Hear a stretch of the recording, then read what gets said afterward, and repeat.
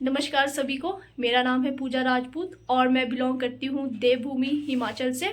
और ब्लॉग की शुरुआत हो रही है अभी सुबह के टाइम से। और अभी बनने जा रही है चटनी, जो हमारे यहाँ पहाड़ों में बहुत ही खाई जाती है सर्दी में। अपर शिमला साइड इसका बहुत ही ज़्यादा प्रचलन है, तो मैं उसकी वो चटनी बना रही थी। तो मुझे लगा क्यों ना मैं अपने व्यूअर्स के साथ भी शेयर करूं कि हमारे यहाँ पहाड़ों में कैसे बनाई जाती है चटनी। जो ऑर्गेनिक चीज़ें होती है उसको उसके साथ जो हमारे यहाँ पर खेतों में उगाई जाती है। पहले ये देखिए, मैंने इसमें ले लिए है, इन्हें बोलते हैं भांग के दाने। कुछ ऐसे सीड्स होते हैं, ये देखिए कुछ ऐसे सीड्स होते हैं। और यहाँ पर इसको हमारे खाने में यूज़ किया जाता है। चटनी हो गए, सिड्डू की फीलिंग इसकी जाती है कुछ ऐसे। और साथ में मैंने ले लिया है धनिया, सूखा धनिया और जीरा। इसको मैं भून दूँगी। तो सबसे पहले हम भूनते हैं इसको, भांग के दानों को। और मैंने गैस की फ्लेम कर दी है हाई, और इसी के साथ मैंने लगा दिया है तवा। तो मैं इसको इसके ऊपर डाल दूँगी और हल्की आंच पे भूनने हैं आपको ये कुछ ऐसे।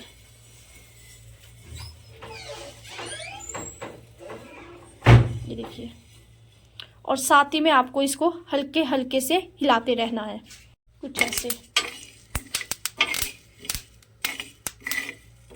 तो चलिए, मैं इनको अच्छे से ऐसे ही काफ़ी देर तक हिलाऊंगी, फिर मैं आपको बताऊंगी जब ये हो जाएगी।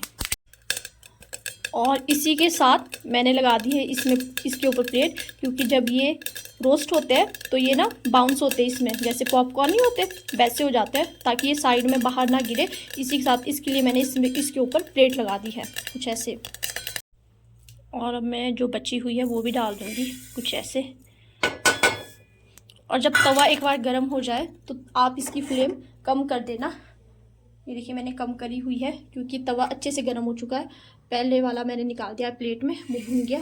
और अब ये जो बचा हुआ था ये भी मैं भून दूंगी। ये देखिए कुछ इस प्रकार से। लो ही फ्लेम है क्योंकि ये नहीं तो एकदम से जल जाती है, हल्की आंच पे पकाना है। और जो इसका कच्चापन है वो निकालना है। जब तक इससे स्मोक ना मतलब उठने लगे तब तक आपको इसको भूनना है। और इसकी एक हल्की हल्की सी खुशबू आने लग जाती है तो समझ लेना कि ये पक गई है कुछ ऐसे। देखिए, अब इससे हल्का हल्का सा स्मोक आने लग गया है। हो सके तो आप इसको ना उसमें जिसमें हम तड़का लगाते हैं कढ़ाई, उसमें करें, क्योंकि उसमें आप अच्छे से इसको कवर भी कर सकते हैं और ये बाहर को नहीं आएंगे। तो देखिए पॉपकॉर्न की तरह ये इसमें उछल रहे हैं। तो चलिए, मैं इसको भी निकाल देती हूँ। ये कुछ हो गई है, पक गई है ये। और अब इस तवे के ऊपर भुनना जा रहा है जीरा, धनिया। और ये भी हमारे यहीं का है, हमारे अपने खेतों का। देखिए, ये भी अच्छे से रोस्ट हो चुके हैं। ये स्मोक आ रहा है इनसे, ये पक गए हैं। और इनकी खुशबू बहुत अच्छी आ रही है। पहाड़ी धनिया की खुशबू ही अलग होती है। देखिए, जो पहाड़ी धनिया ना, उसके सीड्स देखिए इतने छोटे छोटे से बारीक बारीक से रहते हैं। एक जो मोटा मोटा धनिया आता है वो तो यहाँ का नहीं होता पहाड़ों का। ये पहाड़ी धनिया के सीड्स ये देखिए इस साइज़ के होते हैं, कुछ प्रकार छोटे छोटे से होते हैं। तो चलिए, इसको मैं निकाल देती हूँ प्लेट में। और चटनी को मैं पीसूँगी इसमें पत्थर के ओखल में। ये देखिए,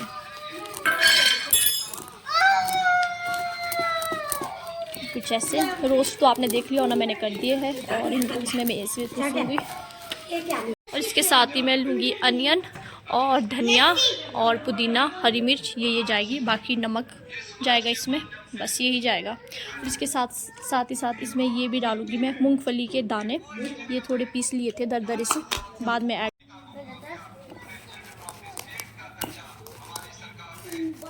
तो चलिए, पहले मैं इसको पीस लेती हूँ। एक हाथ से नहीं हो पा रहा मुझसे।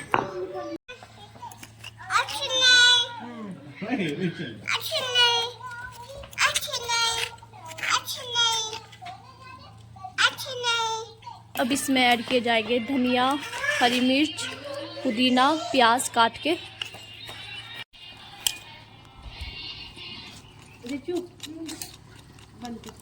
तो मैंने सब कुछ इसमें काट के डाल दिया है, नमक भी डाल दिया है। अब इसको मैं पीस देती हूँ।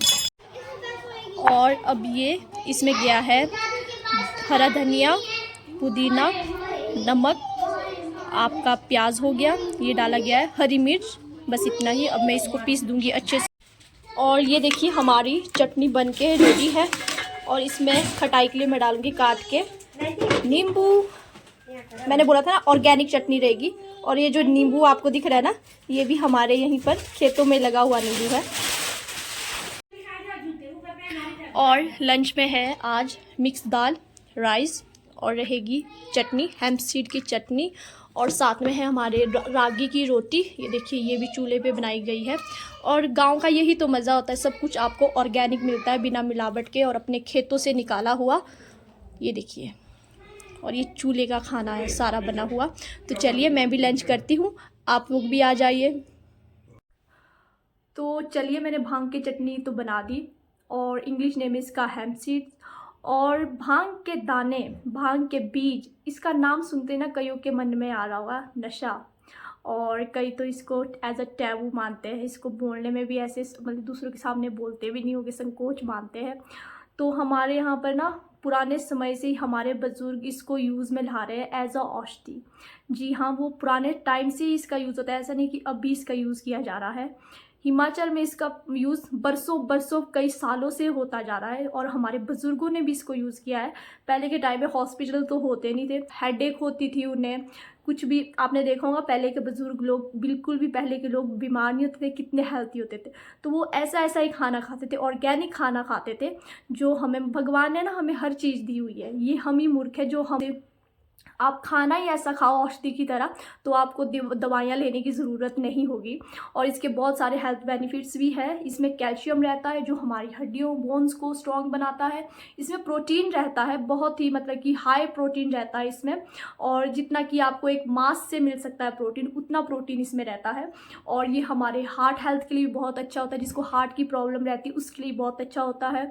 और इससे हमारा डाइजेस्टिव सिस्टम भी अच्छा होता है। और जो डिप्रेशन जो होता है ना, हमें डिप्रेशन है, हमें डिप्रेशन की बीमारियां, उसके लिए तो ये बिल्कुल एक रामबाण है। ये मतलब कि बिल्कुल आपको शांत होता है। इनफैक्ट हमारे यहाँ पर ना इसको बच्चे भी इसकी चटनी खाते हैं। हमारे यहाँ पर विंटर्स में इसकी चटनी बनती है, इसके सिड्डू बनते हैं, और इसको चावल, घी, शक्कर के साथ ऐसे भी खाया जाता है। तो हमें तो इससे कभी भी कोई नशा नहीं हुआ। हम जैसे थे, जैसी मैं अभी आपसे बात कर रही हूँ, अभी मैंने भांग की चटनी खाई है, आपको लग रहा है मुझे नशा हुआ है। और इससे मैंने आपको बताया डाइजेस्टिव सिस्टम भी काफ़ी अच्छा होता है। और भी इसके बहुत सारे गुण हैं। अगर मैं आपको इसके लाभ बताती रहूँगी क्या क्या बेनिफिट्स है इसके, तो मुझे लगता है रात हो जाएगी। तो मैंने आपको इसके मेन ये बेनिफिट्स बता दिए हैं। ये भी राय है कि ना सरकार को ना इसको लीगल कर लेना चाहिए, क्योंकि ये एज अ औषधि के रूप में यूज़ की जाती थी। मुझे नहीं पता इससे बैन क्यों कर दिया गया। हमारे पशु बीमार होते थे तो उनको भी ना चारे के साथ मिक्स करके इसकी जो पत्तियां रहती है, इसके जो पौधे रहते हैं, वो काट के दिए जाते थे। तो कुछ ऐसा ऐसा था इसके बेनिफिट्स। तो चलिए अब आगे का काम करते हैं स्टार्ट। और पलकिन और रेचल हो गए रेडी नहा धो के, और ये जा रहे हैं अब खेलने खेतों को, नीचे इनको बच्चे मिल जाते हैं गांव के। बाय पलकिन एंड रेचल, जाओ। तो एक शिफ्ट तो हमने नहला दिए है, अब दूसरी शिफ्ट है राधिया, और इधर अब की बारी है नहाने की। और इनको हमें पकड़ पकड़ के लाना पड़ रहा है, ये भाग रहे इधर उधर। और अब ना राधिया और इधर भी नहा के रेडी है, और इनके दादू ले जा रहे हैं इनको अपने साथ, क्योंकि ये कुछ भी करने नहीं देते। ये देखो, मैं नहीं जा रही बेटा, मैं नहीं जा रही, दादू जा रहे। चलो गोदी में, चलो चलो चलो गोदी में। तो दादू तेरे को उठाएंगे किसको? बाय बाय बच्चा। और अभी जॉनी भाई भी आ गए खेत से, तो चलिए उनको भी देते अब खाना।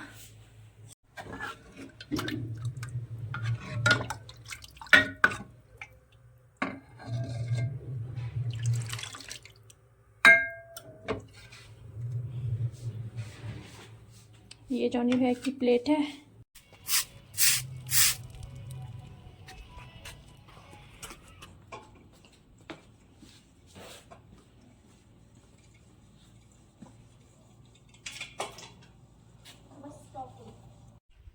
और अब मैं भी नहा धो के फ्रेश हो गई हूँ, बच्चे भी नहा गए, हम सभी नहा गए हैं। और अभी बच्चे सो रहे हैं, रिधर्व और आराध्या सो रहे हैं, और मैं और दीदी भी घर के जो डेली का काम रहता है उससे फ्री है। तो आज हमने जाना है सेकंड वाले फ्लोर पे, वहाँ साफ़ करना है सारे रूम और बाहर से। जैसे कि मैंने आपको बताया था, तो मैं फिर से बता देती हूँ क्यों इतनी सफाई करें, क्योंकि हमारे ना 21 और 22 से ना त्यौहार होते हैं। तो मेहमान आते हैं और साल की भी सफाई हो जाती है। विंटर्स के लिए ना, पूरी विंटर्स के लिए की हुई रहती है सफाई। फिर आपको पता है विंटर्स में आगे बर्फ़बारी होती है। तो चलिए अब थोड़ी देर में और दीदी ना थोड़ी धूप लगा लेते हैं पीठ में क्योंकि बैक पेन सा हो रहा है। फिर थोड़ी देर में मैं और दीदी चलते हैं ऊपर की ओर, फिर करते हैं वहाँ ऊपर कमरे को। तो इस किचन से सफाई करके निकलते हैं। यहाँ पर झाड़ू दे दिया है और अब दीदी वहाँ को ले जा रहे हैं और ये मैट भी झाड़ के बिछा दिए है। मैं उस टाइम वीडियो नहीं बना पाई क्योंकि फ़ोन में मेरी बैटरी कम थी, मैंने चार्जिंग में लगाया था फ़ोन। तो अभी थोड़ी चार्जिंग हो गई है फ़ोन की, तो मैं शूट कर रही हूँ। मैंने झाड़ू दे दिया है तो मैं लगाती हूँ यहाँ पे पोछा। ये देखिए इस पर भी डस्ट कितनी जम गई है, जबकि मैंने अभी पीछे साफ़ किया था यहाँ पे। ये देखिए डस्ट दिख रही है आपको, कितनी जम गई डस्ट। तो मैंने बोला पहले आप झाड़ू दे दीजिए, उसके बाद मैं पोछा लगाऊंगी। और साथ में ये वाला रूम भी साफ़ कर दिया है जो इसके साथ था। यहाँ पे ये वाला रूम, यहाँ पे भी एक रूम है और ये भी देखिए अच्छे से हमने झाड़ के बेडशीट वगैरह वापस से लगा दी है और पोछा भी दे दिया है इसमें। और इसमें नीचे बिछौने भी बिछा दिए हैं, तो ये भी क्लीन है। तो इसको करते हैं बंद। तो अब चलते हैं यहाँ से, निकलते हैं बाहर की ओर सफाई करते हुए। और ये वाली किचन भी अब बिल्कुल साफ़ हो गई है। इसमें हमने पोछा भी दे दिया और झाड़ के उठा के ये सारी चीज़ें वापस से लगा दी है। अब यहाँ से चलते हैं बाहर। पोछा यहाँ कहीं कहीं सूखा भी नहीं है, तो मैं इसको थोड़ा ना ऐसा कूद के जाऊँगी ताकि पैरों के निशान ना लगे। और पानी ना बहुत ठंडा है। रूम में आ गया है, एक ये रूम है। अब इसको भी हम अच्छे से झाड़ देते हैं और दीदी इसमें झाड़ू देंगी, फिर मैं बाद में इसके पीछे से पोछा लगाऊंगी। तो चलिए फटाफट से हम इनको उठाते हैं, फिर मैं दिखाऊंगी आपको।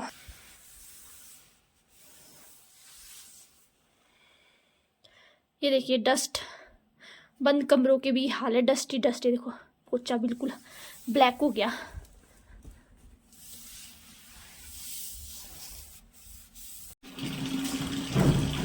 और ये चेहरे में भी बहुत डस्ट लग रही है। ये देखिए बड़े बड़े साल से ऊपर हो गया इनको, तो हम इनको भी ना अच्छे से साफ कर रहे हैं।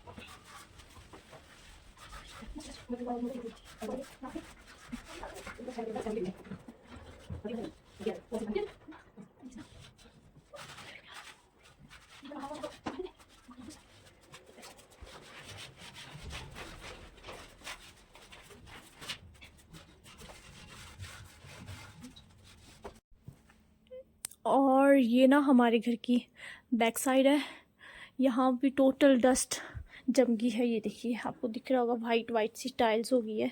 ये सारी यहाँ पे डस्ट है और इनकी खिड़कियों में भी बहुत सारी डस्ट जम गई है। तो इन सबको भी साफ़ करते हैं। देखिए शीशे जाले लग गए इसमें, और ये ग्रिल वगैरह भी साफ़ कर लेते हैं वहाँ तक। देखिए तो चलिए इसको भी साफ़ कर लेते हैं सारा।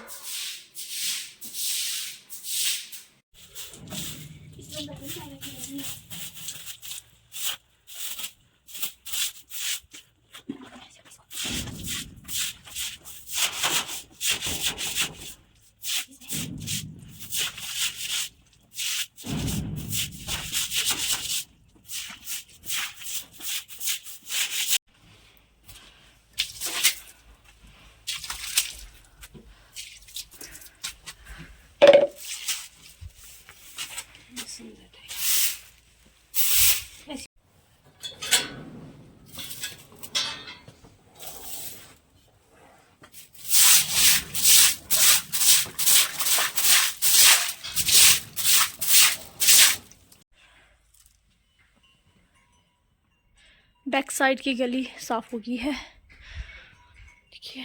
और इधर से भी ये ग्रिल भी साफ की हुई है, ये देखिए।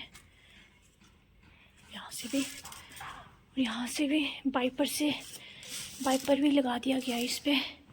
ओह, कैट कहाँ से आई बिल्ली। और ये देखो, ये हमारी इंस्पेक्शन करने आई हुई है बिल्ली मौसी कि तुमने अच्छे से सफाई की हुई है। देखो, एक एक कमरा देख रही है, ये जहाँ जहाँ हमने सफाई की है वहाँ वहाँ देख रही है। देखो, इंस्पेक्शन करने आए हो कि हमने अच्छे से सफाई की है कि नहीं। चलो चलो चलो, देखो ज़रा, देखो। चलो ठीक ही है, बस मैं फिसल ना जाऊँ यहाँ पे। और इधर उठ गया सो के, आवाज़ें दे रहा है। ये रहा रिधर्व। हेलो रिधर्व, उठ के सो के आप आ जाओ, कम। और ये सोया था यहाँ पे अपने दादू दादी के रूम में। ये दिन को डेली यहीं सोता है अपने दादू दादी के रूम पे। और ये रेचल और पलकिन आ गया अभी खेत से खेल के, और आते ही इनको लगी है भूख और ये बैठ गए। रिधर को देती हूँ दूध, आराध्या देख रही है फ़ोन, दीदी काट रहे शाम के लिए सब्जी, मैं गूंथ लेती हूँ आटा।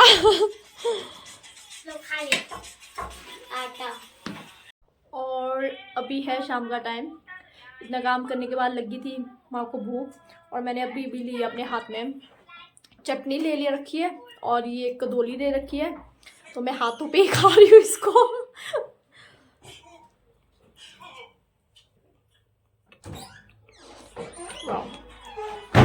कदोली के साथ, मतलब कि जिसे नहीं पता कदोली किसको बोलते हैं, मतलब कि रागी की रोटी के साथ और चटनी हो ना, बहुत टेस्टी लगती है। बहुत ही अलग ही लेवल का वो फ्लेवर चले जाता है इसका। हाँ हाँ हाँ, क्या बताऊँ मैं आपको। ट्राई ज़रूर करना आप लोग बनाना, जो है यहाँ पर हिमाचल में जिनके पास होते हैं। वैसे सीड्स आपको इजीली अवेलेबल हो जाएंगे, आप किसी के थ्रू भी मंगवा सकते हैं, बट हमारे यहाँ तो नहीं होता बेचने का। मेरे पास बेचने के लिए नहीं होता, हम बेचने के लिए नहीं ग्रो करते, हमारे अपने लिए यूज़ के लिए होता है, और पूरी विंटर्स हमारे यूज़ में आती है ये चीज़। तो चलिए मैं लेती हूँ कदोली और चटनी का मज़ा।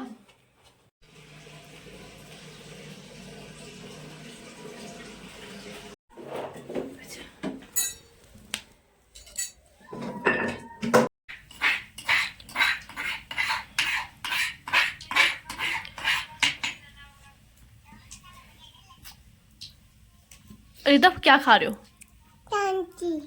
हनी हनी हनी, अच्छा ओके।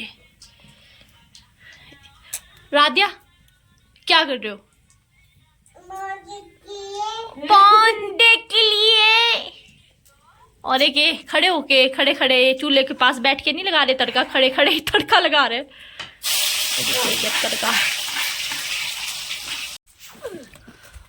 और यहाँ पर हो रही है केले के पेड़ की सफाई। जो इसकी डेड लीव्स है, पत्ते सूख गए हैं, उनको अब साफ किया जा रहा है। देखिए,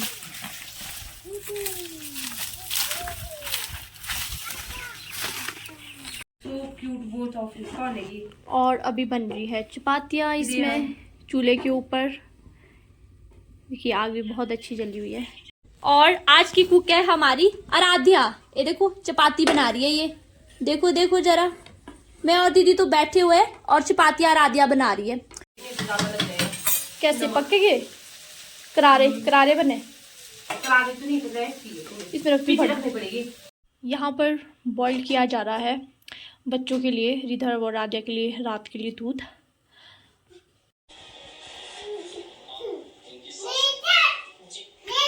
अब इस रिधर का क्या करूं मैं, ये इतना शरारती है, किसी को भी आराम से बैठने नहीं देता। अब देखो रेचल को कितना तंग कर रहा है।